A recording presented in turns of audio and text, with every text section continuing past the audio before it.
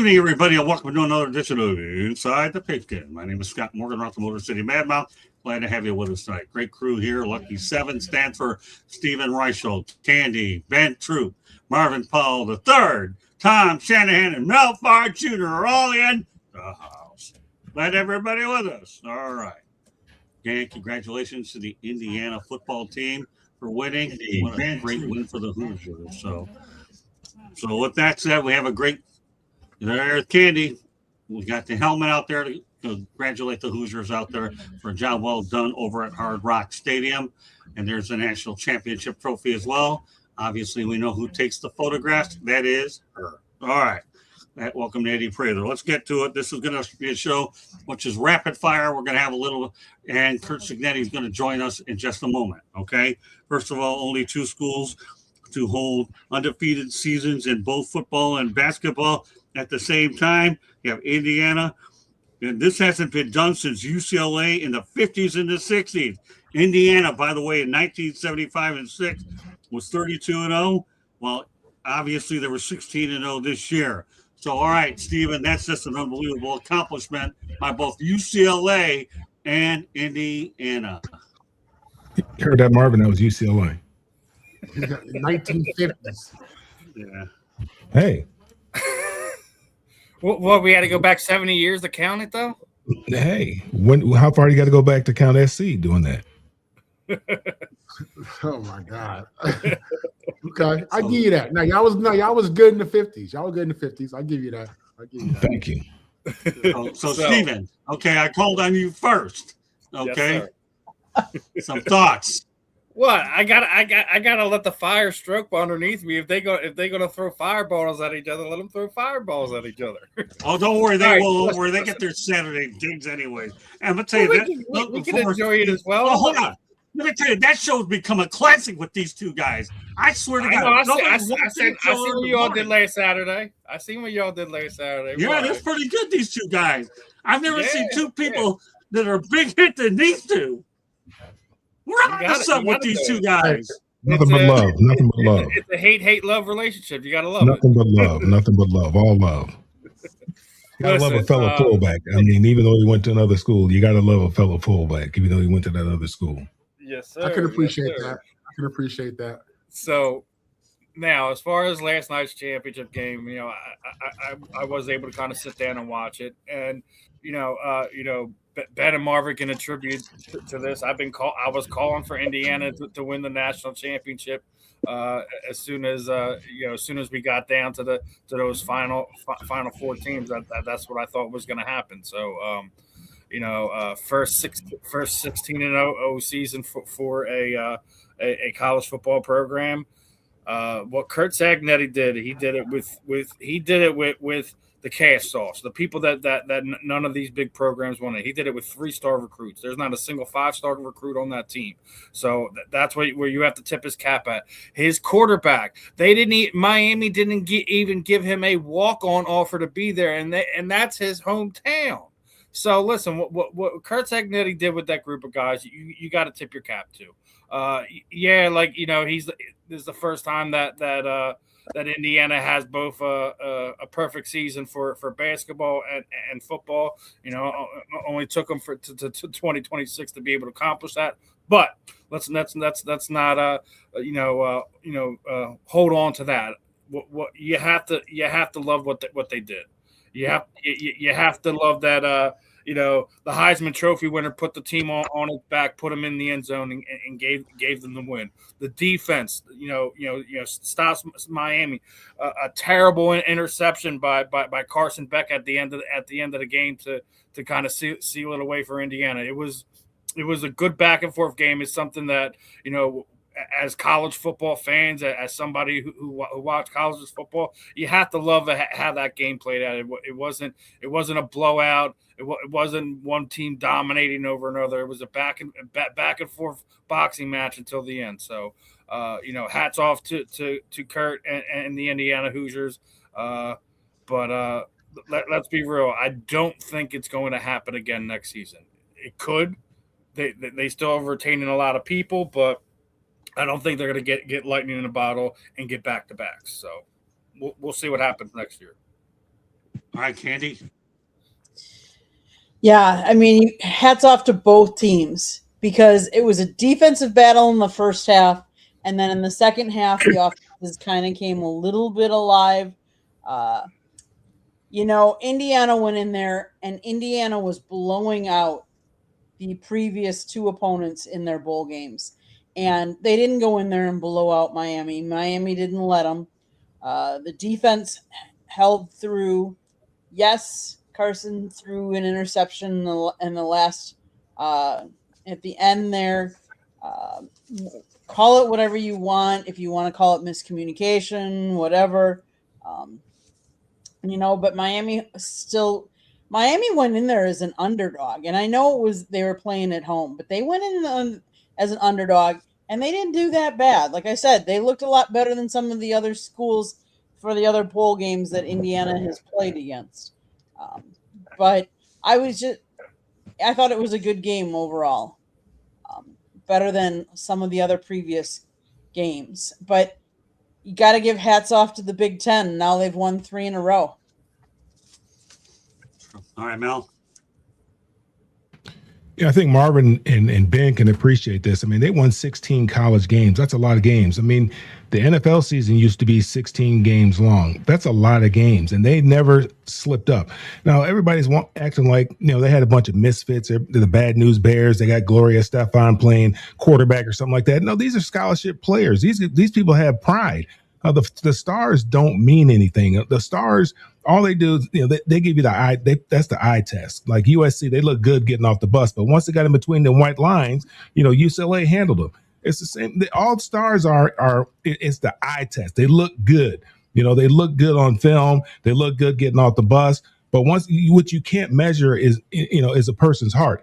In Indiana, they have a lot of heart. Those guys played with a lot of heart. I played with a lot of guys in high school. They weren't the biggest, they weren't the fastest, but boy, I tell you what, those were some of the toughest SOBs you'll ever want to meet.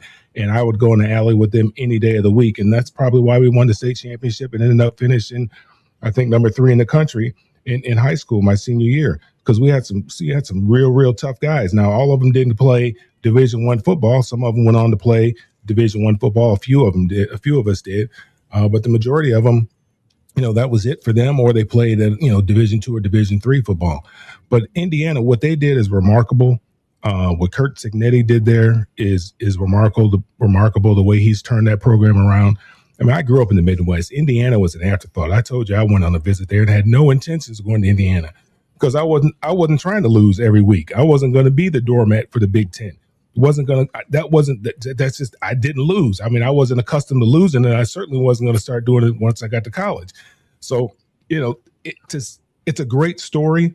I'm glad that Indiana won. I think Marvin and I both picked Indiana. I think Scott and Candy were homers, and they bet with their hearts and not with their minds and not with their eyes and what they saw out there in the field, and they chose Miami. But I think Marvin and I agreed that Indiana was the best football team I've seen all year. But for them to do what they did, not lose a game all year long, never miss a beat, is incredible. Well, I'm not afraid to admit that Indiana definitely took Miami. But go ahead. That's all right. I'll own it. Go ahead, Marvin. Yeah, in college football, you got a lot of teams that got 2 and 3 stars for the most part. Look at UCLA. The difference is Indiana has Curt Cignetti. They have a head coach. They got real leadership over there. I think what it speaks to is team. And we forget, in a world of like 5 stars and, all these guys getting NIL and social media, what celebrates the individual, we forget football is the ultimate team game. You're starting 11 guys on defense, 11 guys on offense. You got 11 guys on special teams, different special teams units. You got sub packages on offense and defense. You play a lot of guys. And for them to take a collection of guys who are 2, 3, 4 stars, no stars, and do what they did speaks to leadership. It speaks to the belief in team. It speaks to what happens when you have guys who are focused on team. Watching the game, they were talking about how one of the wide receivers at Indiana had an opportunity to hit the transfer portal early when Curt got there in his first year. And Curt had convinced this guy to stay and just develop, which today is, people don't do that anymore. Now it's, let me get that check. And I'm not mad at that. I'm not mad at that these kids want to get paid. They've been told to get paid their whole life, and they've seen their parents and all these adults in our society chase the check. So why should the kids be any different? But for Curt to be able to convince these kids to focus on team, to focus on development, to do it in Indiana. This isn't a sexy city where they're at. Like Mel said, USC, UCLA. We're in LA. You know what I mean? Ben's down there in Florida. A lot of things popping in Florida. You know what I mean? Indiana there's nothing out there. You got nothing out there but cows and grass and cornfields. And listen, the first time I went meth labs. The first time I went to Indiana was to play Notre Dame. And when we landed, we saw cornfields. That blew our minds coming from LA. You know what I'm saying? So to get those, I'm saying it's a big listen. Just like kids grow up in Indiana. And it's a different culture out there, different scenery. When they go to LA, they see bright lights and all that stuff. It's also a culture shock coming from LA going to Indiana because you feel like you're going back in time. All I thought about was the movie Hoosiers and how crazy that whole scene looked, right? So I really give credit to the head coach, man, just to be able to really get in these kids' heads and give them that old school mentality of let's build together. It's about the Jimmies and the Joes, no doubt about it. And granted, typically when you say Jimmys and Joes, you're talking 4- and 5-star guys. Nah, we're talking about football players, guys who might not have all the stars, but they got all the heart, as Mel was saying. And you put that together on a team full of 100 young men, and you convince them to stick around and build something special. That's a special situation, man. It really is. It's an old school approach, and I was rooting for Indiana really just because I wanted to see the school out of nowhere come in here and do something. I want to see the perceived underdog. When you look at the history of their whole program, I want to see them do something. And then also with Mendoza, the quarterback, I love this kid's humility. I mean, he speaks from a spirit of gratitude, and I think it's really genuine. So he won me over with that. But Indiana is a very special situation, and what they're building over there is scary. They look like a Nick Saban team out there. The Hurricanes surprised me in that they showed up, man. They showed up. They put up a fight. They put up a fight in spite of a lot of mistakes. They had penalties. They had special teams errors. I mean, and they were still in it till the end. That game went down to the wire, which tells you how hard those kids were playing because, in my opinion, the score doesn't really indicate how the game went. In my opinion, Indiana was kicking their butt. The inside run, the back shoulder pass. Miami couldn't stop a nosebleed, but they were in the game. So it was, for me, I thought it was a really good game. I liked the back and forth. I liked the fact that Miami fought. I liked the fact that a no-name program came in there and beat a high caliber program like the U. And I thought it was a great event, a great scene, a great game for true football fans. All right. By the way, Kenneth, shout out to you as well. I appreciate you being a new subscriber. So we appreciate you very much. We give you the shout out. You're the hero tonight for even mentioning a comment like that. We're all obviously looking to get as many new subscribers as we can. The more Kens out there, Ken, and 7C, then in the eyes of Bette Midler, did you ever know you're my hero? There you go, Kenneth. There you go. A little Bette Midler. And we'll turn over to Tom. I do know a little bit about music, not a whole lot. All right, Tommy, take it from there. Before I comment on the game, I want to go back to the Bobby Knight, Curt Cignetti comment. Ben, you'll like this one. There's only about 10 teams that have won national titles, multiple national titles in football and basketball, multiple in both sports. One is Michigan State, the other is Florida. Hey, waiting for that. Here's what USC didn't win any. Stood out to me watching that game. Do they play basketball at USC?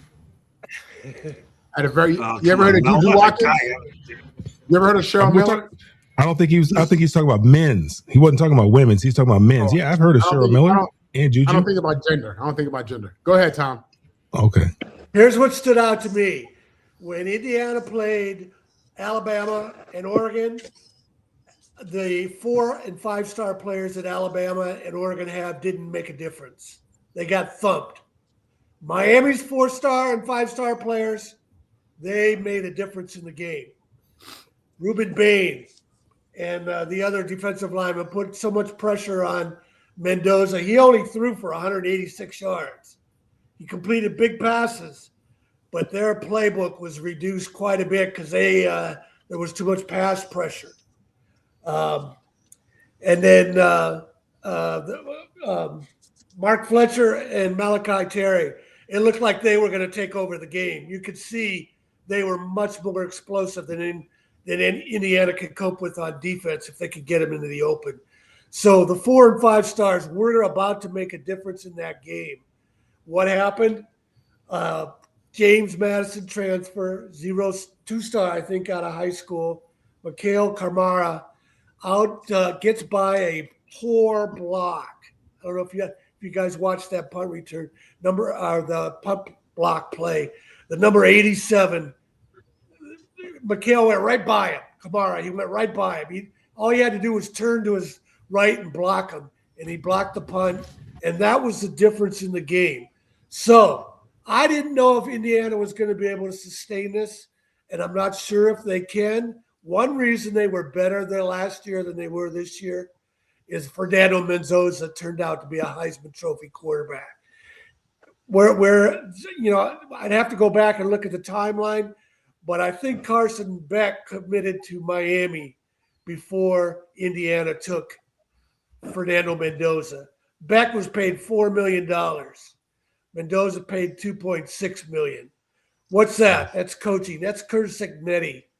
Well, Indiana hanging in there when they were about to get overrun by Fletcher and Malachi Terry. They come up with that block punt because they were so disciplined, and they got by a poor blocking by Miami. And so they might be able to sustain it with their 3-star players, but only if they have a quarterback like Mendoza, because last year they had a great season. They were in the playoffs. Their quarterback was a good player, but he was just a kind of a routine guy. Transfer from Miami of Ohio, was more experienced than anything else. What happened to them in the playoffs? They got blitzed by Notre Dame. So Cignetti is going to make them always be good. Whether they can be this good again, I'm going to say no, because you're not going to find very many Fernando Mendozas. Great points, Tommy, all the way around. All right, Ben. I mean, the one thing that stood out about this game was that everybody keeps talking about was Miami didn't think that Indiana could take a punch, because most teams they'll say, dude, we just punch them back. But Indiana told Miami, dude, have you seen our schedule? Do you see who we played? Miami was not battle tested this year like Indiana was. Indiana played Oregon twice. They played Ohio State. They played Alabama. They played some of the schools that everybody had slated to be, college football final. But I think Mel and Marvin make a good point. Do not let that $1 million happy-go-lucky Johnny, smile of Mendoza. Mendoza do not like Miami because of what they told him. He went to Manny Diaz. Manny Diaz like, nah. He went to Mario Cristobal, who went to school with his daddy, by the way. He told him, nah. And this is why I knew Miami wasn't going to win. Miami thought they could skip the line. Miami thought, hey, man, we ain't never won the ACC, but if we got enough money, we can skip the line of going to Charlotte and just go straight to the national championship. All right, but you still going to lose, because I believe that a team like Miami, they got to get it differently. They ain't dealing with the same money and resources that Indiana has. Has NIL made it even for a team like Indiana? Yes, but Curt Cignetti understood one thing. No one's going to care if you don't win it all. If you don't win it all, it's going to be a really, really good story. He said, we got to win it all. Isn't it ironic that the quarterback for Indiana is from Miami and the cornerback that got the game-sealing pick is from Miami? Both of them from Miami, which means they wanted to be a Hurricane. They wanted to play in Florida. So for me, I was not surprised with last night. The only Hoosiers we know is a coach named Gene Hackman, who was a movie coach, Michael Penix and Antoine Randall L. You couldn't tell me another Indiana Hoosier. I couldn't tell you anymore. But for one night, Curt Cignetti said all the pressure is on them. We playing in their home field. We in Miami. There go Michael Irvin and Ray Lewis and Ed Reed and name them. They got them over there, but they lost. And the reason why they lost is what you just said, Tom. Look, that was punt safe, and they blocked it. Why? Because they trying to get careless. And when they needed it the most, Miami played nervous and Indiana didn't. That Mendoza's touchdown, dude, he took a big hit and he held on to the football. He got hit when he got in the end zone, when he extended. But one of my favorite movies of all time is Predator. And there's a part on Predator, right?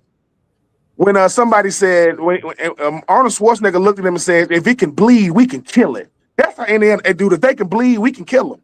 It's going to take 4 quarters to do it. And once again, Miami had opportunities, right? But Indiana said, dude, do you see who we played? Nobody thought we was going to beat Oregon. We beat Oregon twice. Nobody thought we was going to beat Ohio State. We beat them. Nobody thought we was going to beat Alabama, and we blew the doors off of Alabama when we played them. So I wasn't surprised because Curt Cignetti may never get in this situation again, right? But every national championship going back to the end of time had to have a lot of things go their way. Jimbo Fisher went undefeated at Florida State. Did he go back to a national championship? No. And he had Jameis Winston the next year, right? 2019 LSU had Joe Burrow. Have they been back to the national championship since?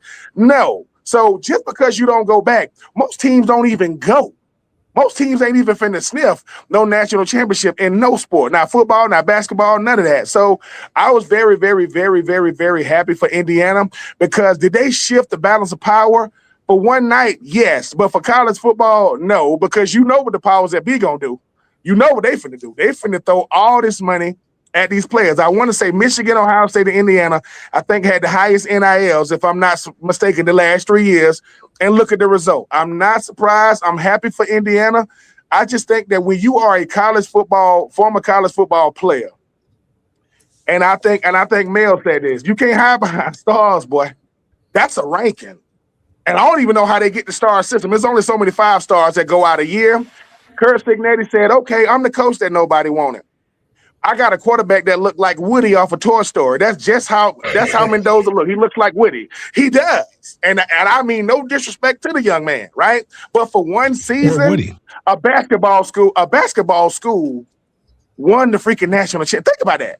Not a football school. Because in basketball, all you need is one blue blood in the tournament and they're gonna win it. Because I remember when it was UConn and San Diego State and Miami, you had all these, different schools. Who won it? UConn. Man, Indiana said, look, we want to know what it's like to go to a place like Florida. Because I know you got teams that done it twice. Only one team has done it 3 times.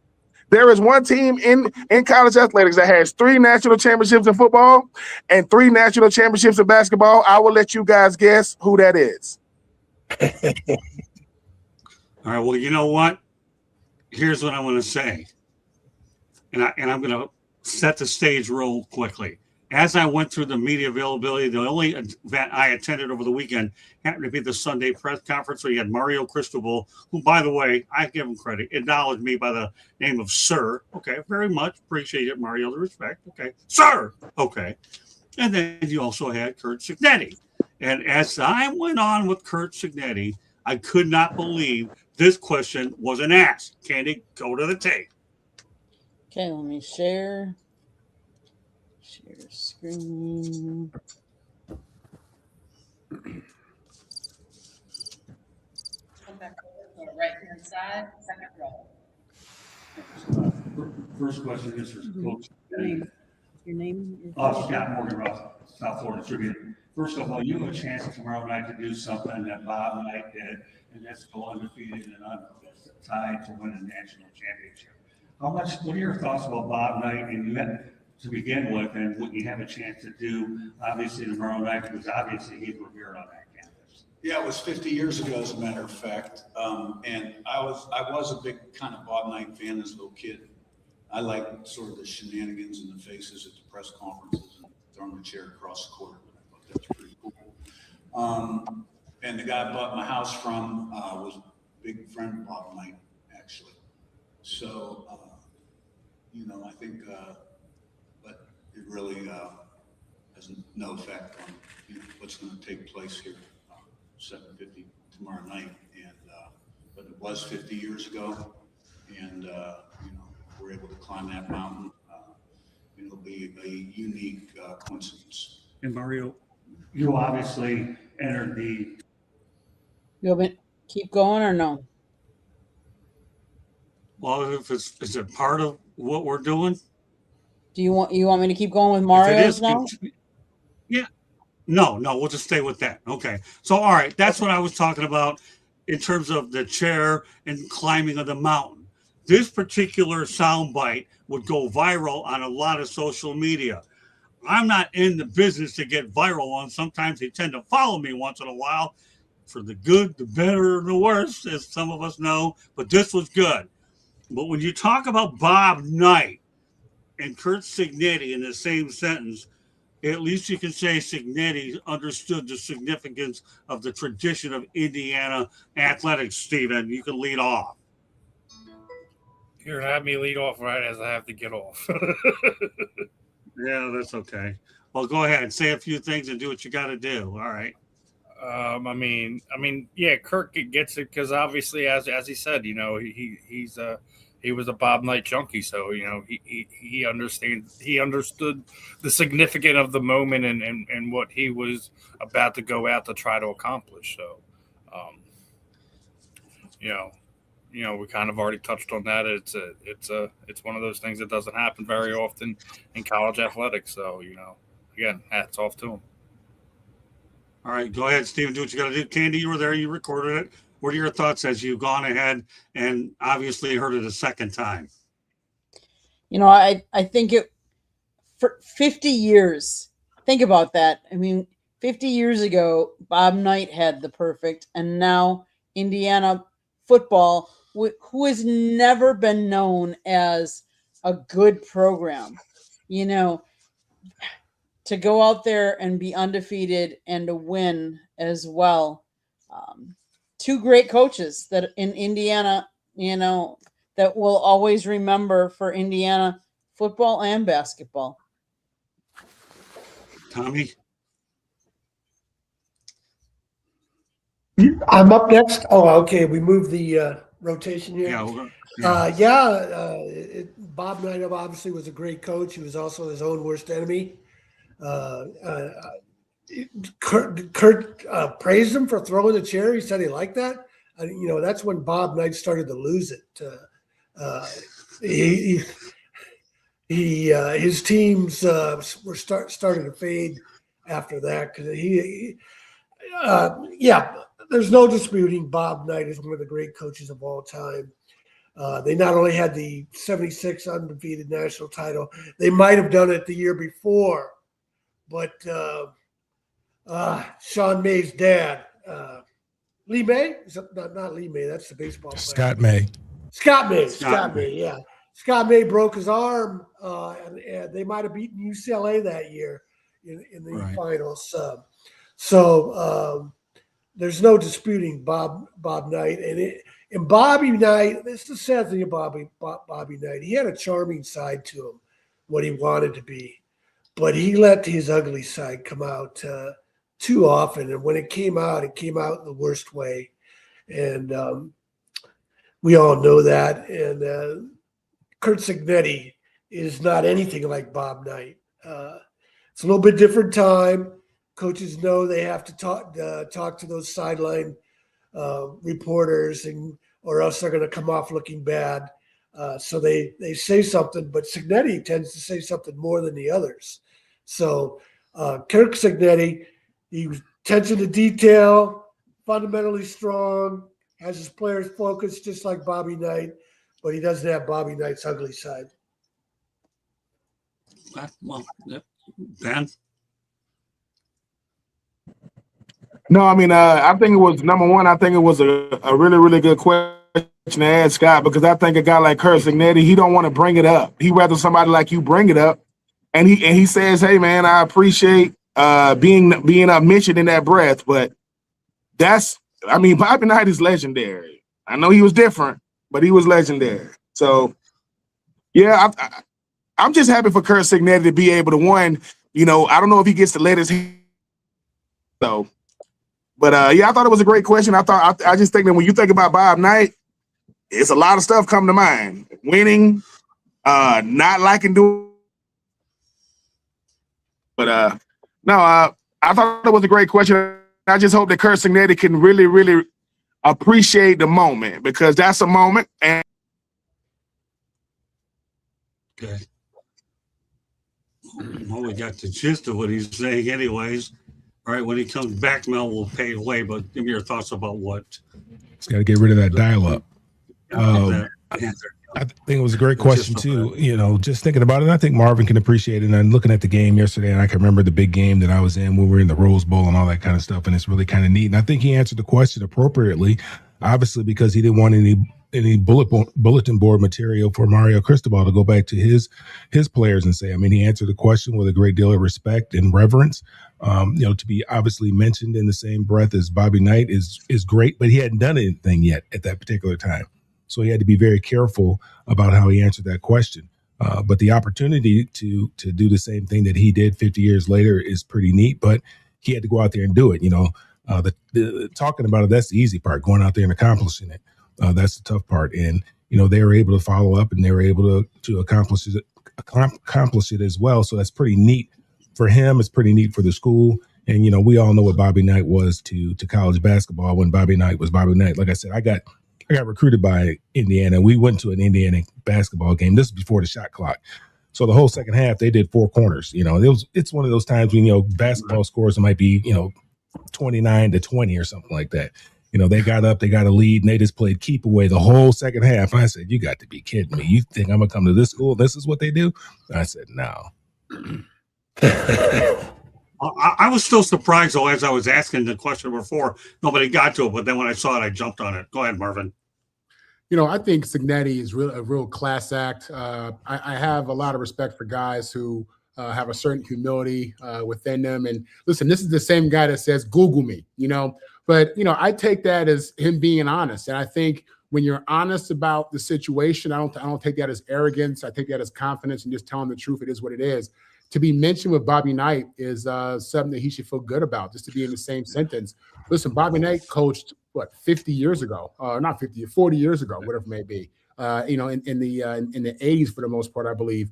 And his name still gets brought up. There's been a lot of coaches since Bobby Knight. You don't hear their names, but you hear his name because of the impact he had in the game and the sport and with some of the greatest players. I don't agree with choking players out. But listen, I can respect an old school dude. I can respect an old school approach, especially in a day where I think these guys are a little spoiled, but, it is what it is. So, yeah, I think Cignetti is just a real class act. I think it's a blessing to be mentioned with a guy like Bob Knight. And, I think this guy has a lot more winning to do. You can't put your hands on these kids nowadays. Let me tell you something. I was impressed with his temperament as I got to know him during the press conference and getting my opportunity when I did. Ben, was there something you wanted to finish off with that before we go on to the next topic, or you feel that you summarized everything pretty well? No, I got it. You need some quarters for your internet? I'm trying to tell you. I be trying to tell you guys where I'm at. I mean, Bill. We'll pitch in for a prepaid card for you, so you can get some more minutes on it. I am in. Think about the deepest, countryest town you ever been in, and I'm in a more country than that. I'm over here on AT&T, baby, and I don't even know if AT&T is down there. What's that stuff that Elon Musk got? You got to get that satellite. We'll get one of them things over there. I don't want nothing Elon Musk got. What is it? Starlight? Star something? All right, Mel. Okay, leave him alone. All right. No, anyways, back to you, Ben. Do you ever get everything? All right, come on, Mel. I'll give it to you in a few minutes. I got it all out. I'm good, man. I got it all out. All right. I'm good. Okay, good. All right, let's talk about the massive offensive line that obviously there were 4 players over 6'6", 325 pounds. And this being for Miami, we talk about the big offensive line. Left tackle Markel Bell, 6'9", 345. Right guard Yanez Cooper, 6'6", 345. Right tackle Francis Maliagua, 6'6", 335. Left guard Matthew McCoy, 6'6", 325. And, of course, you had center James Rockermeyer. He was 6'3", but he was 295. But it really didn't matter because Indiana ended up winning the game 27-21. All right, Ben, what are your thoughts about the big offensive line that amounted to nothing when it was all said and done because the Hoosiers came away with the win? Ben? Hold on. Wait a minute. I heard some of that of what you were saying. All right, you want me to go over all the parts that you pick up? No. I heard 6'3", 325 pounds. I heard that. The Miami offensive line size match up against Indiana. That's what he's asking. Yeah, that's all you need to know. Go ahead, Ben. Look, listen, Miami offensive line was man looked like an NFL offensive line. The problem was Indiana didn't care. They was like, yeah, man, y'all look like Miami. The problem, once again, Indiana is looking at Miami like this. Look, dude, if y'all dominate us, that's what's supposed to happen. The problem is, though, and you know this, Scott, it didn't happen that way. I mean, you 6'6", 320, 6'6".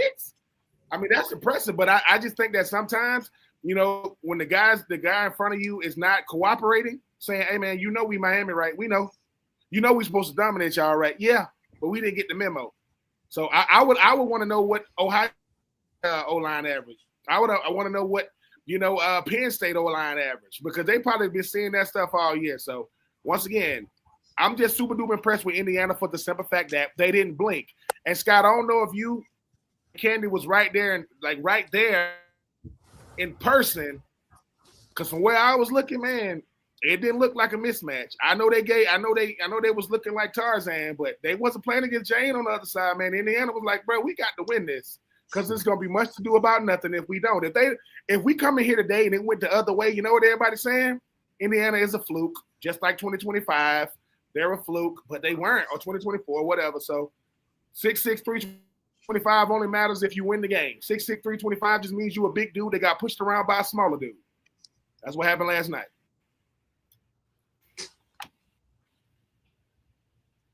Tommy,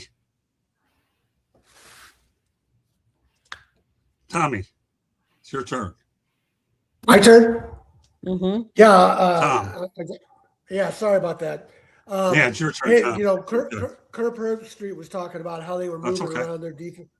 Curt Herbstreit was talking about how they were moving around their defensive linemen, and again, this goes back to the coaching. Their guys were in the right spot, and I watched a lot of Indiana games. And Aiden Fisher, the linebackers, Aiden Fisher and Isaiah Jones, they were always in the right spot. They were always making the right read, whether it was a run or a pass, a screen, something over the middle. That's coaching. They were overcoming the 4 and 5 stars and getting their 3-star players to play up a level. And not every coach can do that. And not every coach is going to be able to do that every year.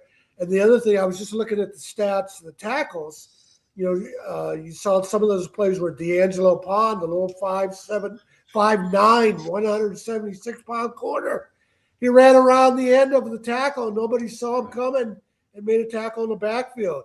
So again, they knew how to compensate for the size difference because their leading tacklers were all defensive backs. And if you watched Indiana football this year, as much as I did, that Aiden Fisher was everywhere. And then last night they were Herbstreit was focusing more on Isaiah Jones making plays out in the flat. But again, these guys were extremely disciplined, well coached. They didn't make mistakes. And I think I said last week when I picked Indiana that I thought Miami would make a couple of stupid penalties that would help Indiana win. So in addition to that block punt, that was the difference. Yeah, one of those touchdown drives, Indiana got 30 yards of penalties. So Cignetti is just at the top as a coach. He proved it at every level, and not every coach can make a jump to Division I. I made this point many times. Mike Houston won at all the lower levels. He won a national title at James Madison. He went to East Carolina, and he couldn't win there, and he got fired last year. So Curt Cignetti is just an incredible coach. Okay, Marvin. Yeah, listen, Indiana reminds me Indiana reminds me of that team from Hickory in that movie Hoosiers, right? They had the small guys. They weren't big. They weren't super athletic, but playing them is like death by 1,000 needles.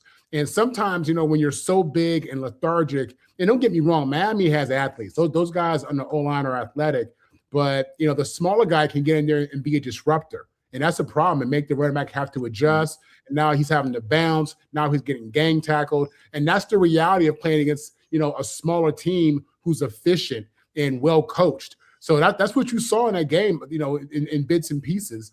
And listen, at the end of the day, it's about the hearts of men, and it's David and Goliath. That's a real thing. You know what I mean? So bigger, stronger, faster doesn't always mean better. It doesn't mean you're going to win.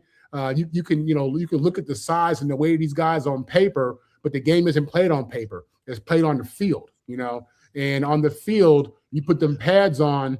I mean, it doesn't matter who's bigger. That's irrelevant. At the end of the day, if you about your business and you come to play, then you're going to give anybody a hard time, no matter how big and strong they are. And we saw that yesterday. Yeah, we sure did. I just found it amazing that you have all those 6'6" guys on one offensive line. It just blows me away. But anyways, we'll turn it over to the other running back to get his comments on those big people. Mel? Yeah, it reminds me of the late 1900s when we played USC, year of our Lord, 1984, I believe it was, and they'd come out with that a lot to say to that, Tony. With those beat red and mustard uniforms, and here come the little old gutty Bruins. I mean, they look good in their uniforms. They look good with the beat red and the mustard pants and the black cleats, man, and they look good. They be spatted up, but here come the little gutty Bruins. Our jerseys didn't quite fit right, pants kind of big and sagging. But they knew after that first whistle, after that first kickoff, they were in for a dogfight. Vince Lombardi once said, we always, and Tom probably can appreciate this, and he probably knows this about my high school coach, we always had themes for every year. And so one of the years, he was a big Vince Lombardi guy. And one year, he said, life's battles don't always go to the stronger or faster man. But sooner or later, the man who wins is the man who thinks he can. Now, I'm not saying that Miami didn't believe that they could, but that, Indiana's been battle tested, and they knew, you could see it in their face. They knew that they were going to win. And I'm not saying again that Miami didn't believe that they were going to win. They were out there. They tried their hardest, but obviously Indiana believed it a little bit more than Miami did. That's why we got such a good game, because you had two teams out there that really believed they could win, but one believed that they could win more than the other one, and made one more play, as Curt Cignetti said. He knew they were going to make some plays. As long as we make one more play and come out victorious, they'd be the victors, and that's what ended up happening. Okay, Candy. The two plays that decided this game were the punt that was returned, the mistake on the punt, and then Carson throwing the interception at the end. Those two plays are the two plays that made the difference. If you're playing in the playoffs, if you're playing in the championship game, you have to play mistake-free ball. You can't overcome those little mistakes because you're playing against a really good opponent. And let's face it, there's a reason why Indiana was ranked number 1.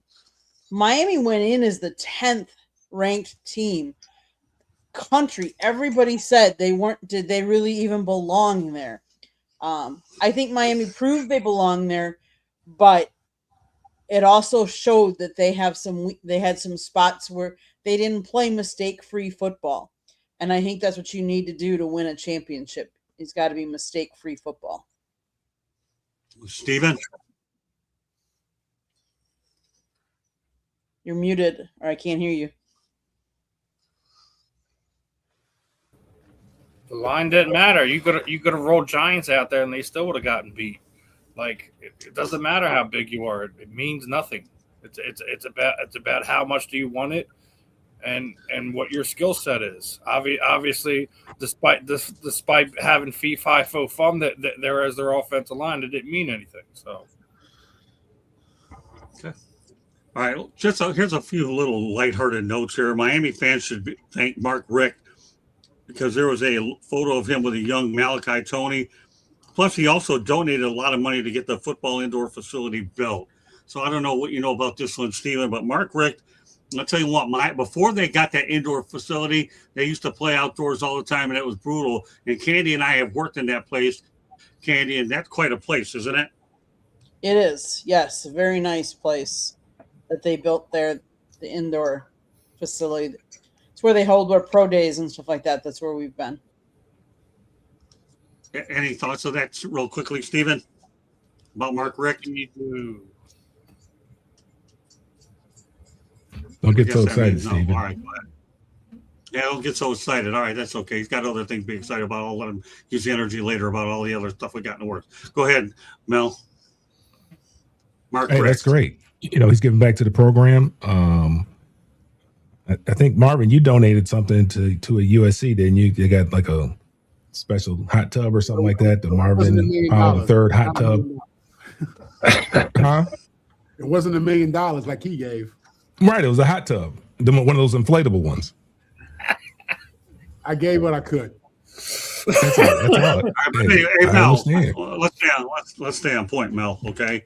But anyways, yeah, Mark Richt is definitely a guy who obviously had a great run over at Georgia for a while, and then came back to his alma mater and helped him get that indoor facility, and not forget the fact that he played there as well many years ago under Howard Schnellenberger as well. So, Mark Richt, more power to him. And this photo that I saw with Malachi Tony was just cute because he's able to relate to the youth, let alone the fact we all know that Malachi Tony is one heck of a young player.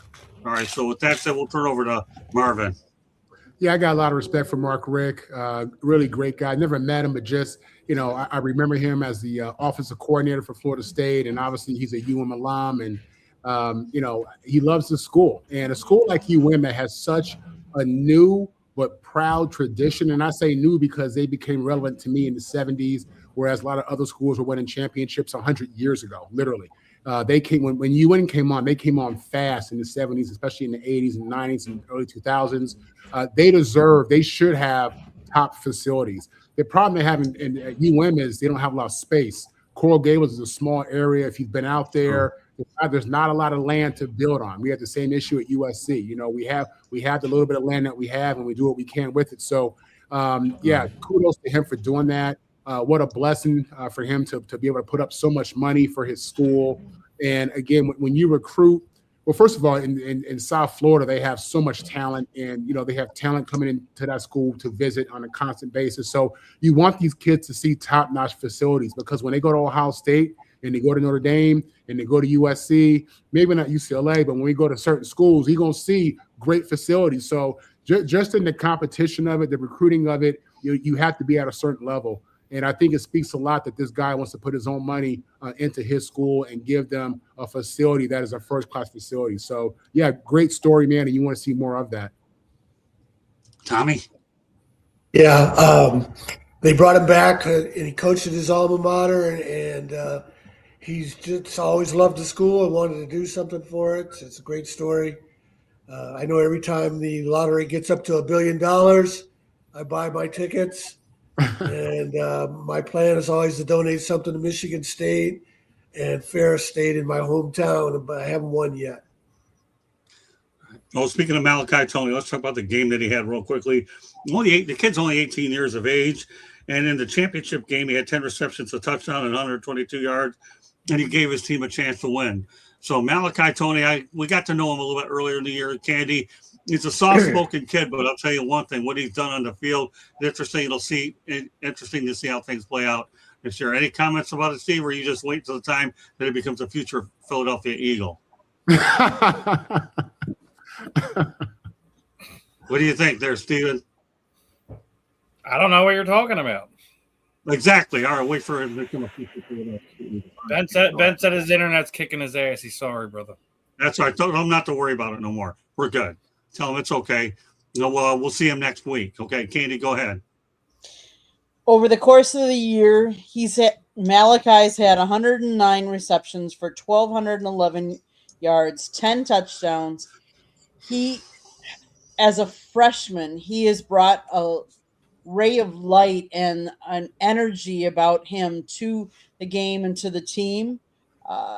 Kudos to him for putting the team on his back and, trying to, get through and help his team however he can.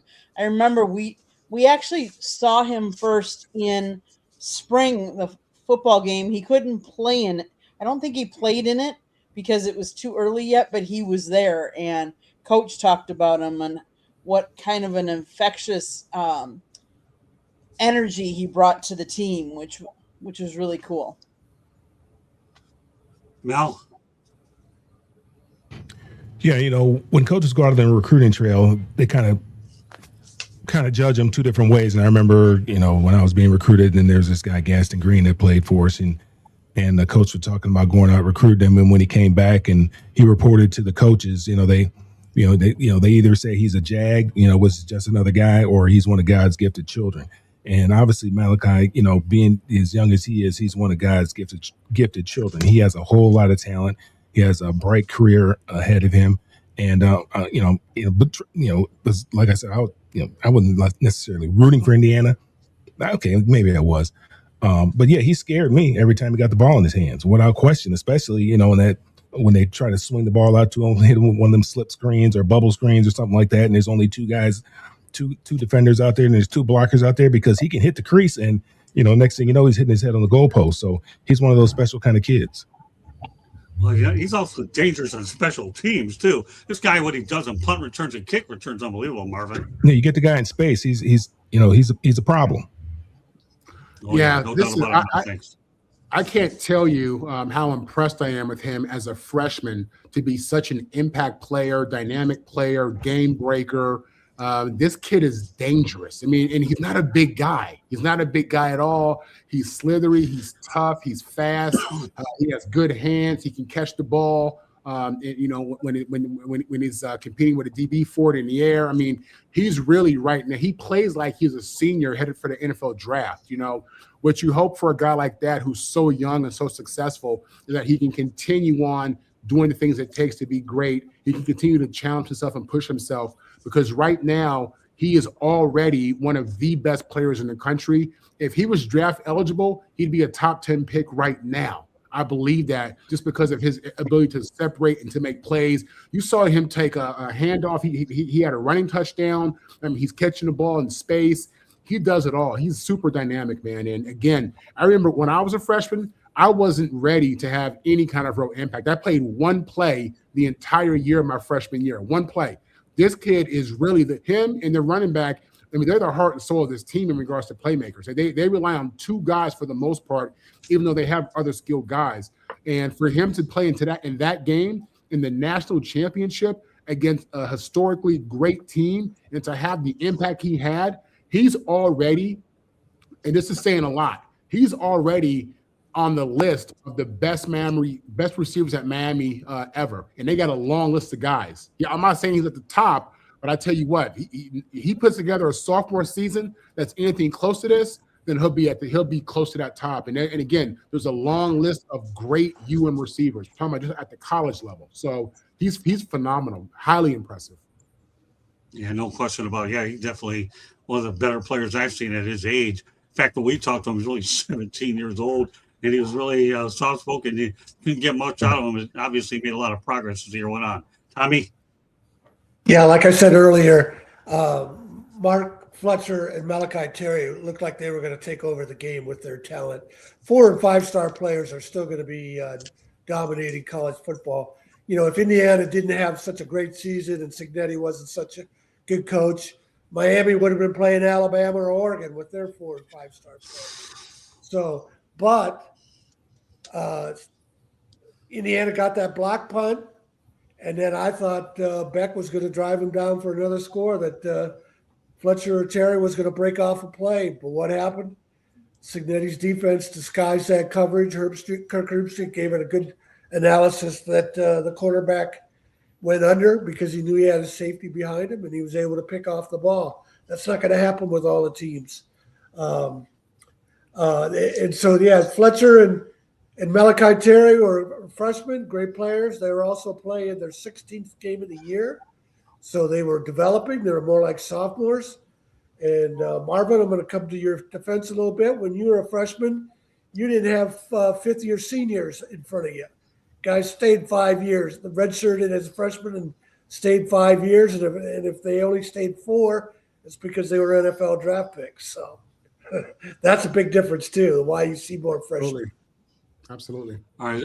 So I'm going to throw this fact out there. It's only a fact, and we can proceed accordingly unless somebody wants to say anything about it. But Indiana became the 14th since the inception of the NC national championship game in 1998 to play for his program's first national title. The other ones prior were Virginia Tech in 2000, Oregon in 2011, Oregon in 2015, of course, Indiana yesterday. Anybody have any quick thoughts about that fact?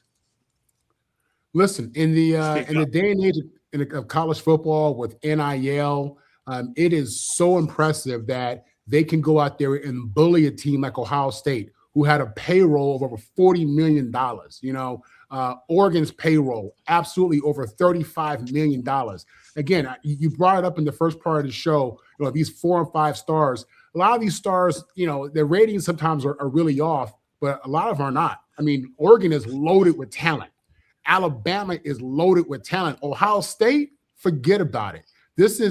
I don't think people really understand how impressive their dominance was. Not their success, but their dominance. I mean, it's just, and I can't say it enough, it goes back to just understanding and having a real team concept, and it shows you the strength of what you can really be if you get a couple guys who love the game and really come together, man. This is something that I hope all college teams and college athletes and high school athletes are looking at.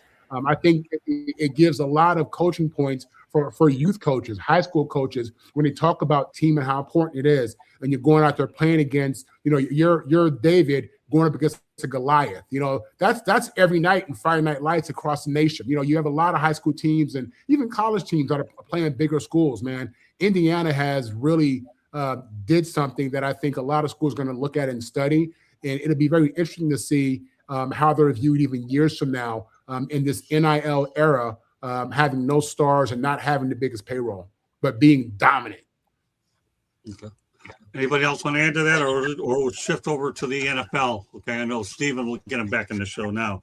So Jarrett Stidham, obviously his revenge game in the AFC Championship game. He takes over for Bo Nix. Sean Payton actually said Stidham is capable of starting for a number of teams, and obviously know that Nix is out for the rest of the year. Some thoughts, Steven, about Stidham? You think he's capable? You like what his coach had to say about him? Well, that's what his coach is supposed to say about him. You're always supposed to sit there and say that your backup can perform as admirably as your starter. Listen, he's not pulling off a Nick Foles here. Let's keep it real. We're on the cusp of watching a rematch of the Seattle Seahawks and New England Patriots.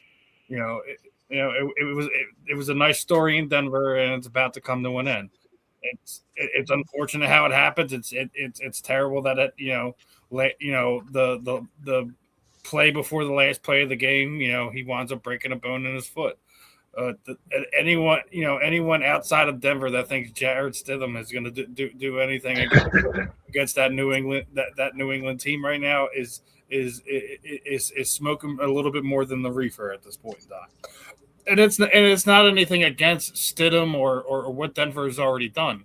When you lose your starter and you have no time to put together something to put this kid in a position to potentially win the game, they're not a run heavy offense. It was a nice balance between everything, and I don't think Jarrett Stidham is going to have enough tools in his tool belt to overcome what the New England Patriots defense is going to throw at him. So, I mean, I don't think they're going to get blown out of the water or anything like that. But the Broncos fan, they're thinking that he's gonna put a couple wins together and they're going to have another Super Bowl trophy in their stadium. They got another thing coming for him. All right, turn over to Candy. The person who I feel bad for is Bo Nix. I mean, on the second to last play of the game, getting injured. But what a comeback. What a win for them, But yeah, now for Jarrett Stidham to go against the Patriots. Do I think they can win? Absolutely. Let's face it. We've seen more parity in the league this year, and we've talked about it. Any given team on any given Sunday. Now, it also depends on how it goes, how well he gets coached up this week. He hasn't, played for them, but could they win? Hey, anything's possible. Tommy? Yeah. Hey, Steve, first of all, Nick Foles had a lot more experience going into that game. Right? Tons more experience. Yeah. Tons more. It's not even a comparison. But it's not just that. It's when Carson went down. He had multiple games in the regular season where he did perform well, and Right. then even if you look in that playoffs, he didn't turn it on until that NFC Championship game, and then all of a sudden everything was clicking, and he had that offense humming. And they also changed the offense to conform to what Nick was good and what he was bad at. They don't have the time to do this in 3 weeks to put everything together. Nick Foles had that advantage. He had the experience, all of that. Yeah. So, I don't expect anything out of Denver. I got interrupted there and lost my train of thought to getting back on screen. I wanted to finish up with a comment. Nick Saban was crying about how the Big Ten's paying guys to come up, like Julian saying left Alabama, and all these other guys that are going north for more money than the South can't play. What a hypocritical statement to make, because one of the reason Saban left was because the reason Julian Saban left Alabama for Ohio State was because the coach he came to play for, Saban, retired. And Saban and Kirby Smart have had such a huge advantage because they had 4 or 5-star players on second team. So for him to be crying about the Big Ten has more money and they're going to get more talent, it's so hypocritical. And I'll say this one more time. I've said it many times. Nick Saban never won a Big Ten title. He was there at Michigan State for 5 years. Mark D'Antonio won 3 big titles, his first one in his 3rd year. If you think I'm going out there and giving Nick Saban any sympathy, no. Period. Yeah, Right. talking about you can't get guys to stay in the South. He had guys from Hawaii coming to play for him because so many players, they followed each other on social media, and so many players thought, oh, the only way I'm going to make it to the NFL is if Nick Saban coaches me.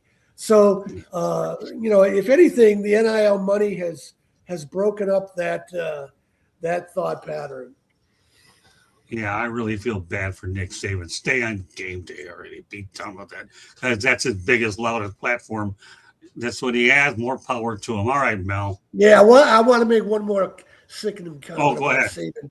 ESPN, they're promoting all this money they donate to schools. And there's Saban, a billionaire in himself, holding a check for school for like $5,000. Give me a Oh, don't worry. I got a teaser for you guys in a couple weeks. We're going to talk about Nick Saban in the National Hockey League, but I'm waiting until we get back from the Senior Bowl. If you guys want something to laugh about, stay tuned. We'll talk about him with the Nashville Predators, but not tonight. Go ahead. Anything you want to add to this other current topic, though? You already said Stidham. All right, go ahead, Mel. I mean, he's a professional. He's been around the league for a long time, Jared Stidham.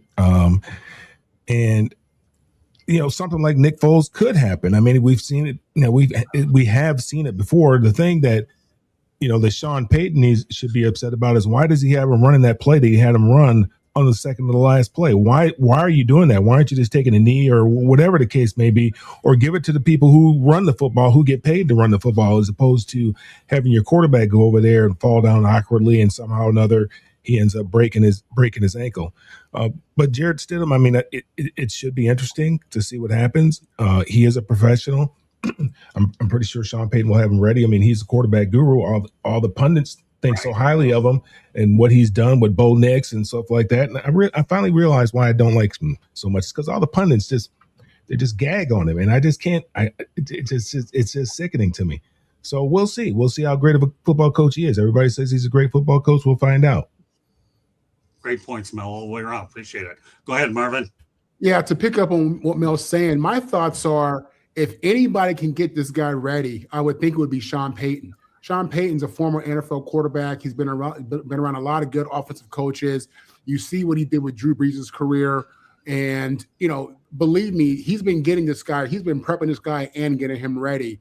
The issue they're going to have is when you look at Bo Nix and that Denver offense, Think about how many plays he has to make running out the pocket and just, sidearm. He throws the ball sidearm at an angle. Like, he's making so many great plays because of his athletic ability. That ain't Stidham. That's not Stidham. And I think that speaks to maybe a breakdown in that offensive line protection, whatever it may be, that Bo Nix is always having to make these spectacular plays, which he does.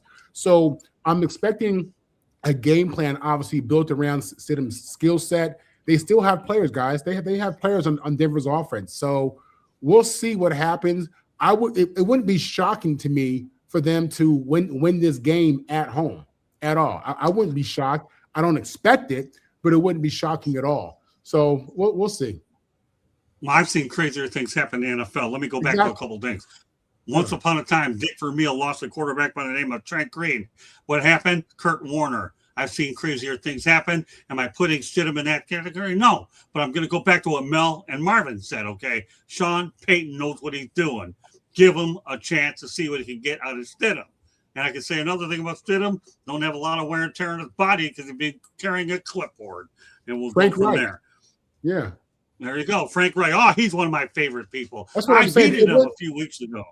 Yeah, you guys listen. Stidham's been in the league for 7 years, so and being on that sideline, you learn something. You build your knowledge and level of awareness. So he's a pro. Don't be shocked if he goes in there and has a game. Don't be shocked at all.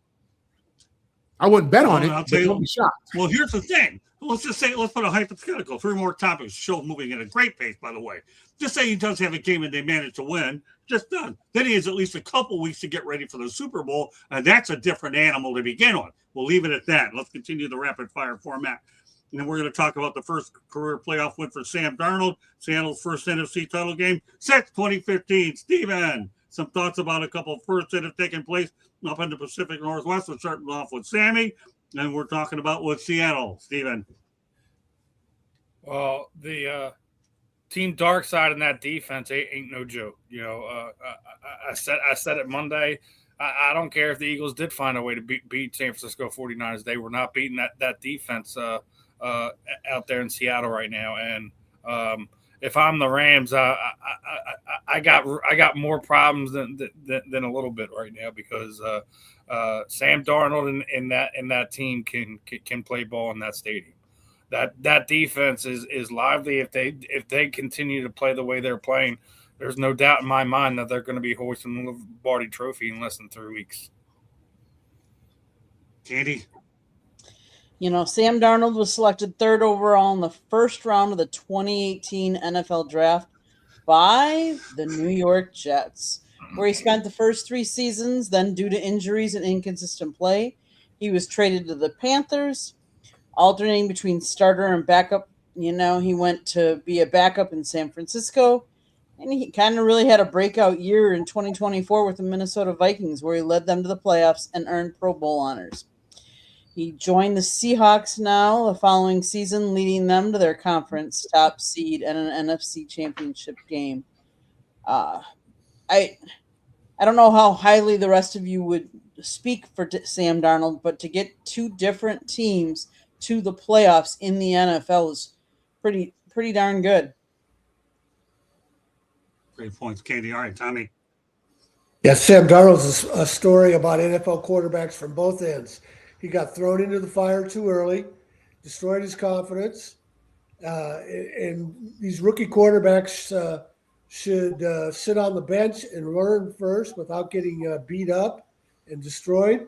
So while he had time on the bench to kind of rebuild his career, he's resurrected himself and shown what he can do at Minnesota and now Seattle. Minnesota Vikings are looking dumber by the day that they chose J.J. McCarthy over Sam Darnold. No. Yeah, Seattle's tough, and in the game last week couldn't happen to a nicer guy get beat like that. It couldn't happen to a nicer guy and a nicer team. So happy to see the Seahawks do that to San Francisco. There's a common theme if you look at these playoff teams. A lot of coaches are losing their jobs, right? Because they don't have the right guy playing that position, that quarterback position. and if you look at the teams in the playoffs that are left in the playoffs right now, they all have palatable numbers at the quarterback position. If you start paying these quarterbacks extraordinary amount of monies, you can't field the rest of the team. And a lot of unfortunately, a lot of head coaches are losing their jobs because they're spending so much money at that position, and you can't put a team together. I can't believe that the Buffalo coach lost his job. I mean, can you believe a third of the league? A third of the league is turning over. Almost a third of the league. 10 football coaches. I don't know now, Scott, and Tom. You guys have been around a little bit longer than I have, but I can't remember a time where we've had this much turnover in the coaching ranks in my life. Well, I can't. I'll say this for McDermott. He was 8-8 in the playoffs, right? There's this stat of head coaches. If you don't win it in the first 5 years, right? There's only 4 coaches ever that win it past their 5th year in the league. 4. He's been in Buffalo for what almost 10 years. I think it was like 8 or 9, something like that. So it was he just run his course, and unfortunately he has a couple bad calls in that game that kind of cost him that game, and it cost him his job. And Josh turned the ball over a lot. You can't turn the ball over that way. He had some terrible turnovers in that game. Why are we firing him and Josh Allen's feet aren't being held to the coals right now? I mean, C.J. Stroud, I don't know who that guy was that was playing that was in C.J. Stroud's jersey. I don't know who that guy was. Between the both of them, they've had 8 turnovers. 8. I guess Vrabel was hired. I guess Vrabel was hired before Aaron Glenn, and that makes Vrabel the longest tenured coach in the AFC East. 1 year. Let me point this out. In a couple of weeks when I get back from the Senior Bowl, the one thing I really want to do is we're going to go into more extensive conversation about the coaching search. I appreciate you guys bringing it up. It really is important. Yeah, I didn't mean to, Scott. I'm sorry. Well, no, that's okay, Mel, because you do bring up an interesting point, Mel. And I don't remember the last time I've seen 1/3 of the coaches get turned over. So, no, Mel, you make a valid point. But in an effort to try to keep things rolling and confined to what the agenda is here, playoff football, both on the college and pro side, I will reintroduce this topic in about 2 weeks after I get back in town. But I appreciate everybody bringing it up. I love suggestions on the show. That's why I have the group that I have, because you're all professionals in your own way, and I always appreciate input by all means. Thanks for bringing it up, Al. All right, Candy, you heard that. Don't dock my pay. No, I'm not docking. Give me a break. I can think of other things I'll dock, but it won't be that. And I'll say that off camera. But, I was doing research, but I did research, but I'm gonna hold off since Scott's gonna use this at a later date. I will. In about 2 weeks. He's finding folks. I will. I have other things I can do besides that. And I got news for you. Those aren't camera related situations. The only one that knows about that is Marvin, right? Marvin, I can tell you right now that it's 6. Wait a minute. 6 times 4 is what, Marvin? 24. 24, right? Okay, good. Then he'll understand the magic word 24 when we talk about the Marvin and the Motor City Madmouth show tomorrow. No, I'm just kidding, but he knows where I'm going from. Okay. So with that said, where was I at? We were talking about Sam. My turn. My turn. Marvin's turn. As a proud USC Trojan alumni, you see this field right here. Sam Darnold won many games for us on this field. And as a diehard Jet fan, I've seen a lot of Sam Darnold. I think most of the world was introduced to him in that Rose Bowl game, the Penn State Lions, when we put up almost 50 points in the game, beating Penn State. Listen, if Sam Darnold had got drafted by Andy Reid, he'd already be in 3 or 4 Pro Bowls. Okay, leadership. He went to the worst team you could go to if you're a quarterback. The New York Jets, okay? My team, who I've loved since birth, has been an abusive, emotional relationship my whole life with this organization. And we just did him dirty. You've seen this guy go on to better organizations, better coaching, teams who had a better plan, and he's excelled. And he's done great. And he's played at a Pro Bowl level, okay? Leadership matters, man. His story was twisted by going to a bad organization, and he's not alone. There are many quarterbacks in his position. Sam Darnold right now has a good defense. I think overall he had a good season, and I'm looking forward to watching this USC alumni lead the Seattle Seahawks to a Super Bowl victory. I am. I think they have what it takes. I like their weapons. I like their defense. I like their leadership. I like what he's doing at the position. I love his growth. And I think you're going to see him take the next step on Sunday. Absolutely. This kid, this is the kind of kid you can build around. He's the kind of player. He has athletic ability. He has a cannon. He's a smart kid, mentally tough. And you saw what he did in Minnesota. I think that's the tip of the iceberg.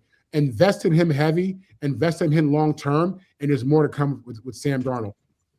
That touchdown pass he threw was unbelievable. Yeah, Well, and speaking of Andy Reid, Patrick Mahomes sat for a year behind Alex Smith. Right. Well, give me a show to talk about how many players should sit behind other players. That'd be another story for another day. I love all the topic ideas. You get these written down, Candy, because we got the records, we got quarterbacks that should sit. Of course, you have a million of them in Green Bay that always do. But anyways, let's continue about the head-to-head matchup between the Rams and the Seahawks, because there's 1-1. The points, the Rams obviously 58, 57 yards, Rams 83, 830 to 829, Rams 7-5 in touchdowns. Pretty even, Steven, across the board. Let's talk about the matchup. We'll get to the prediction shortly. I already think that the matchup we need to watch is the Seattle defense versus the Rams offense is the only matchup we really need to be concerned with, and I think that's going to be the determining factor of the game. If that Seahawk defense is able to get turnovers from Sam Darnold, from those wide receivers, tight end, running backs, whoever has the ball in their hand, if they win the turnover battle, they will absolutely win the game. It's not even Candy. A question in my mind. Go ahead. All right, Candy. Yeah, Seattle's playing really tough. If you watch that game, they were real physical. As much as we might like Matthew Stafford, I'm not sure that he has the protection that will afford him time to find his receivers. I mean, he was scrambling this last game. He got hit a couple of times. As much as we might like him, Seattle's going to be tough, especially playing at home. That 13th man is always something to be reckoned with. Okay. Tommy? Yeah, I don't know where the Rams would be without Matthew Stafford. I mean, they almost lost 2 times to the Carolina Panthers. They lost in the regular season, and they were lucky to pull out the playoff game. So I don't see how they can play with Seattle. And if Kenneth Walker has another game like last week, it's time to have a revote for that 2021 Heisman Trophy that should have gone to Kenneth Walker, who won the Doak Walker Award for the best running back. By the way, Kenneth Walker the third, Tommy. Oh, just correcting you. Kenneth Walker the I third. can't forget the third. Okay, all right. That's right. Hey, Over to you, Mel. After all, Marvin ought to know what the third is. All right, Mel, go ahead. Tommy, aren't you saying that just because you went to Michigan State, are you? That's because I saw him so much. Yeah, exactly.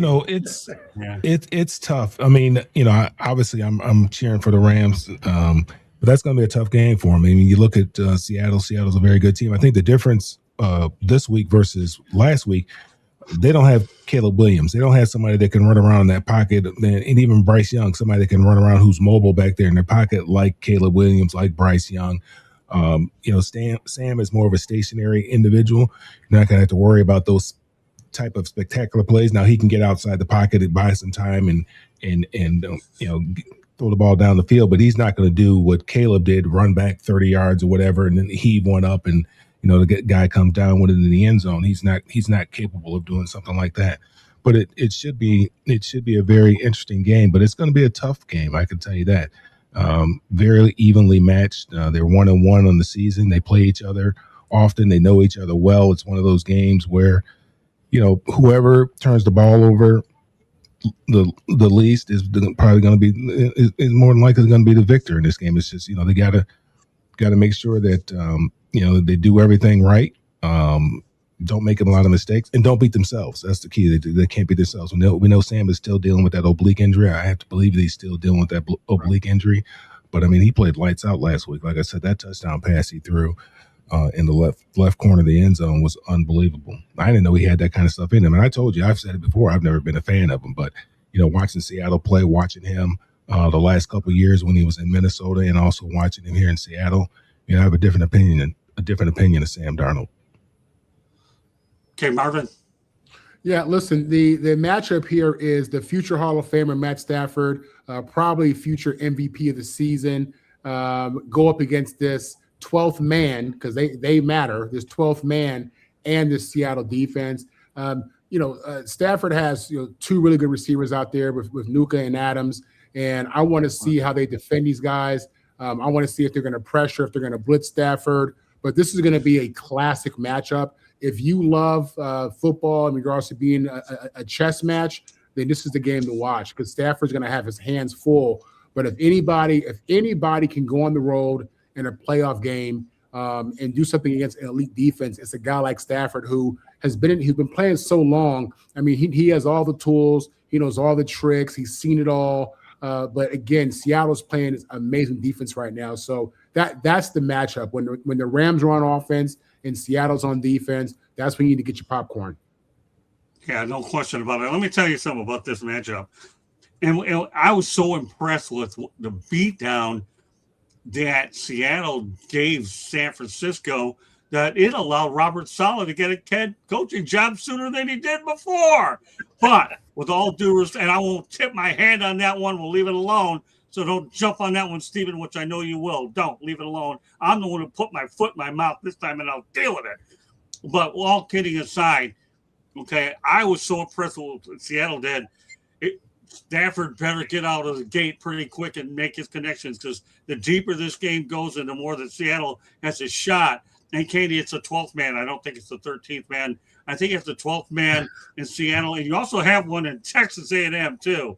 Hope to get out there one of these days. But so it's okay, no big deal. But they're loud either way. There's nothing like the 12th man, by the way, if you're in Seattle, than at the old Kingdome, which I ended up seeing a game many years ago before many of these guys were born, except Shanny, by the way. So the Kingdome, what a great place. I love that concrete dome. But yeah, you don't want to waste a weekend traveling to Texas A&M. Oh my God. No, give me a break. Tom, you ever heard that thing called a bucket list? I never got there this year because that's not a bucket list place. No. It is what it is. I had my best shot when Miami went there, but now Candy and I did our better things on the road internationally. It's a good thing. But anyways, it'll be sleepless in Seattle if the Rams don't go out there and jump on them quick, okay? One of my favorite movies, and I don't watch a whole lot of them anyways. All right, final topic of the night. We might actually have a chance to get the show out early enough, okay? And that's this.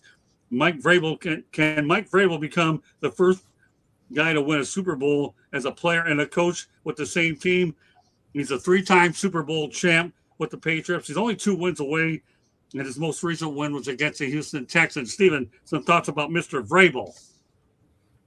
He's in a great position to do it. He's got a wounded Denver Broncos team in front of it. Obviously, going out there to Denver is no easy task.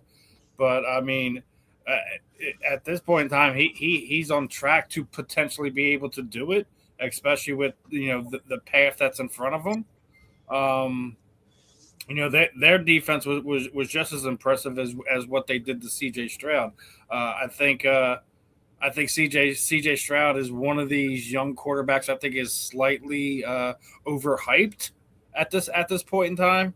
But I think he's in a great position to do it, to potentially be one of those guys that could do it in this era with like you said, he'd be the only one to be able to do it both as a player and a coach for the same team. There's guys that have been players and coaches elsewhere to wind up winning it. So, but you definitely have to tip your cap to what Vrabel's been able to do in the short period of time with that team.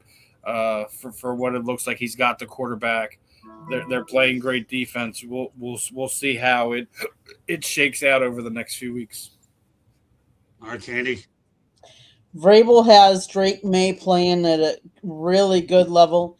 He's got 4,394 yards for the year, 31 touchdowns, and only 8 interceptions.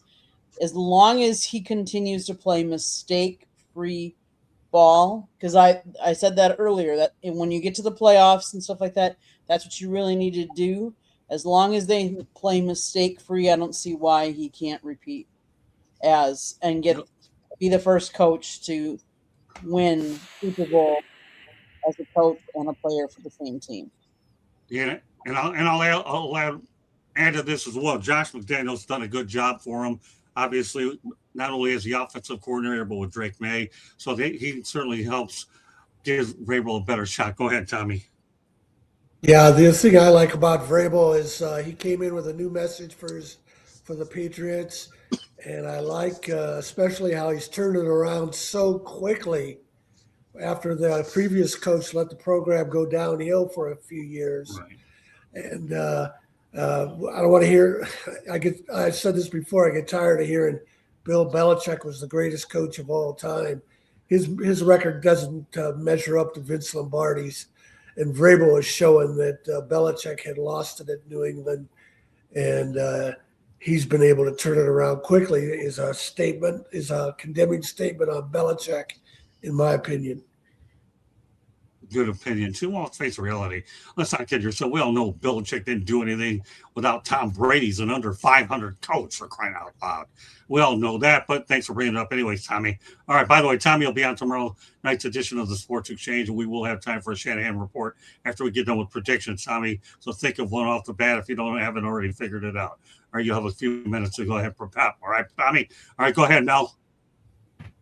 Yeah, Mike Vrabel's a good coach. I mean, Tennessee did him a favor by getting rid of him when they did, I guess, and things just kind of lined up where he got the opportunity to coach a team that he played for and that he won the 3 Super Bowls with. So, yeah, I mean, all he's asking for is an at bat, and he's got a couple at bats. He's got a couple good swings too, at it as well. He probably has the better team.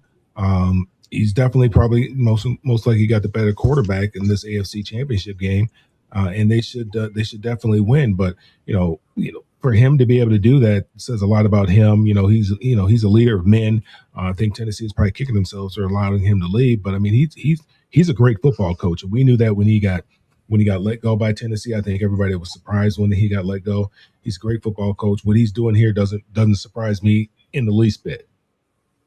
Yeah, they did him a favor, is all I'll say. Go ahead, Marvin. Mel had mentioned this earlier, how we have all these vacancies at the head coach position. I think 10. It is crazy that Tennessee let this man walk out of there. Listen, it's all about leadership. The difference in the Patriots now versus their last coach in Belichick is leadership. Leadership matters. That it's everything. For Vrabel, this guy benefited from playing with arguably one of the greatest quarterback of all time. He benefited from playing with one of the most successful head coaches of all time. He benefited from being with one of the best owners of all time.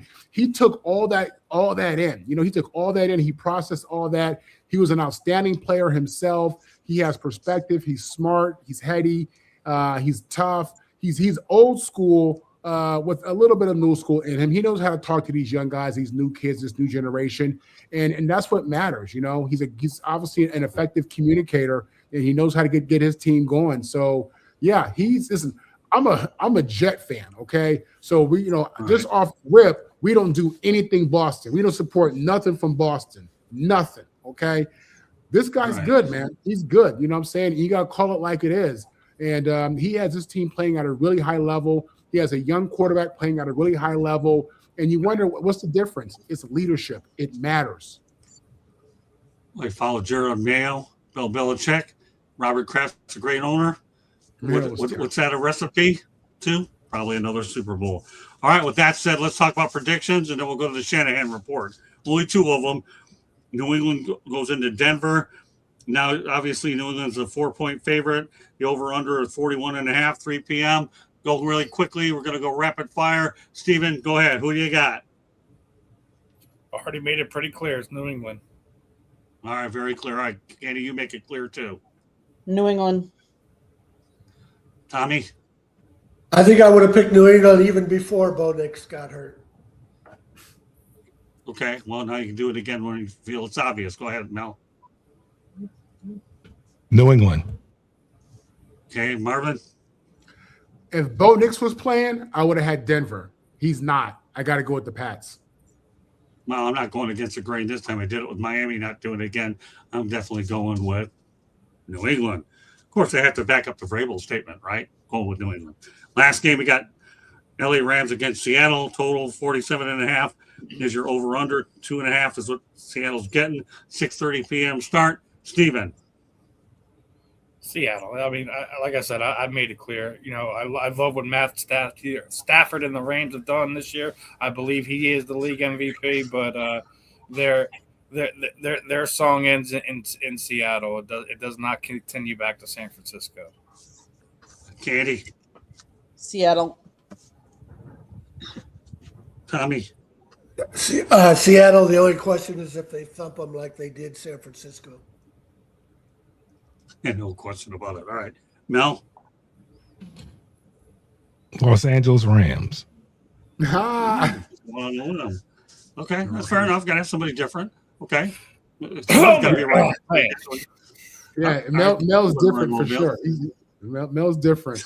Yeah, give me Sam Darnold all day. Yeah. Seattle. Yeah, I'm going to go Seattle too. All right, I'm also going to the Shanahan report, and Tom Shanahan's going to give it to us. TomShanahan.report. Twitter is Shanny4055. The story I have on my website, and I also sent it to you, Candy, to post on the South Florida Tribune, is about Notre Dame receiver who is transferred to Michigan State. He was behind a couple of veteran receivers at Notre Dame, and Notre Dame was more of a run-oriented offense. And then Notre Dame brought in two, can you believe this? 2 5-star transfers, both from Ohio State. So that probably had something with him deciding to leave Notre Dame for Michigan State, which needs an upgrade in their receiving room. So pretty excited about him. But what I really the reason I wanted to write about him is he's going from Notre Dame to Michigan State in 2026. 2026, Michigan State is back on Notre Dame's schedule for the 60th anniversary of the 1966 game of the century, a game that probably had the most talent of any two college teams on the field, 7 first-round draft picks out of just the senior class. And then if you count all 3 classes, freshmen weren't available, 33 All-Americans, or 33 guys who went on to play pro football, I should say. So I wanted to write about that being such a special moment in college football. Guys like K.K. Smith and his peers will need a history lesson, but it's one of the most important games in the history of college football. Not only because Duffy Daugherty led college football integration, but K.K. Smith, the other reason connection for that was K.K. Smith is a Texan. Some of Michigan State's best players were Bubba Smith and Gene Washington, College Football Hall of Fame from the Houston area, Beaumont and LaPorte. From Beaumont, Texas. Jess Phillips was an all Big Ten player, played in the NFL. In the 1966 game of the century, Michigan State had 3 black players from the Houston area sent to Duffy Daugherty by Willie Ray Smith, Bubba's father, a legendary coach in Beaumont. 3 black starters in the 1966 game of the century from the Houston area. Notre Dame had 1 black player on its entire roster, Alan Page. That's how far ahead Michigan State was of everybody. And let me get in a quick shot at Charles Davis. He once said on ESPN that Duffy Daugherty only recruited the South to win games. And in the same ESPN feature, they praised Bear Bryant for finally deciding to recruit black players in the 70s to win games. How hypocritical can you be? And Duffy didn't recruit the South. The South recruited Duffy. Willie Ray Smith and other black coaches and white Southerners against segregation New Michigan State was a safe haven for their players during Jim Crow's segregation. The one that got away was Melfar Sr. He Okay, wanted to Tommy, go let everybody know how to play. get a hold of you. Duffy wanted him too. There you go. All right, so Tommy, let everybody know how to get a hold of you. We're going to go around the horn with exits. Tom Shanahan dot report. How can I reach Shannon you? 4055. All right, now it's your turn. Go ahead. Tom, thanks for that, man. That history lesson is always good. I can be found at all the social media at Melfar Jr. and then follow what we have going on here in Georgia and also up in Michigan for the youth at melfarsuperstarfoundation.org. Okay, Marvin, go ahead. Yes, Marvin Powell III, social media, Marvin on the mic. You can catch me all week long with the South Florida Tribune doing multiple shows. You can also catch me on USC Locked On doing multiple shows as well. And also another edition of Motor City Mad Mouth and Marvin on the mic. Tomorrow, we're looking at approximately 8 o'clock p.m. Eastern Time. Please go ahead and join us. All right, Stephen, what do you got on the docket? I got a lot of stuff on the docket as per usual. That's why I saved a Obviously, little extra time for you. Go ahead. I appreciate that.